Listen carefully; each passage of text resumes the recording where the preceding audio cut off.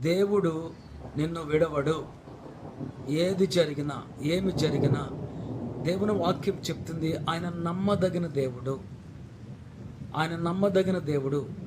మనము నమ్మకంగా ఉండకపోవచ్చు కొన్ని పరిస్థితుల్లో, కానీ దేవుడు నమ్మదగిన దేవుడు. ఆయన ఇచ్చిన వాగ్దానం ఖచ్చితంగా నెరవేరుస్తాడు. కనుక యేసు నిన్ను విడవడు, ఆయన వాగ్దానం నిన్ను విడవదు, ఆయన ప్రణాళిక నిన్ను విడిచిపోదు, ఆయన యొక్క ఉద్దేశాలు నిన్ను విడిచిపోవని నీ మీద ప్రవచిస్తున్నాను. ఈ వాక్యం ఏంటో నీవు సందేహంలో, నిరుత్సాహంలో, కన్ఫ్యూజ్లో ఉన్నావేమో. ఏ ఒక్క వాగ్దానం కూడా నిన్ను విడిచి వెళ్ళిపోదు.